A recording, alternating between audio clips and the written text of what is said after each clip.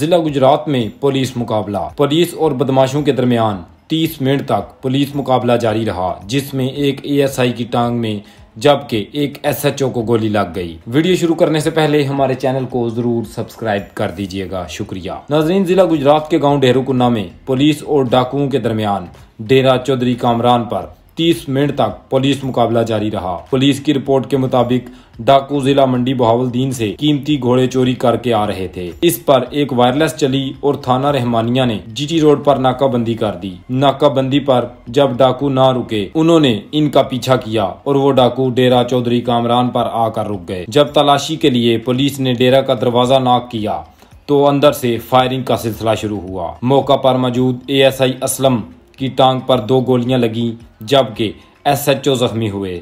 بعد میں 4 ملزمان کو پولیس نے گرفتار کر لیا۔ منڈی بہاولدین کی پولیس نے ملزمان کی شناخت کرتے ہوئے بتایا کہ یہ لوگ پہلے بھی چوری کی وارداتوں میں ملوث تھے، لیکن چوری یا ڈکیتی کرنے کے بعد یہ لوگ وہاں سے غائب ہو جایا کرتے تھے۔ چند ملزمان موقع سے فرار ہونے میں بھی کامیاب ہو گئے، لیکن اس تمام میں چودھری کامران ایوب ڈیرہ پر موجود نہیں تھے۔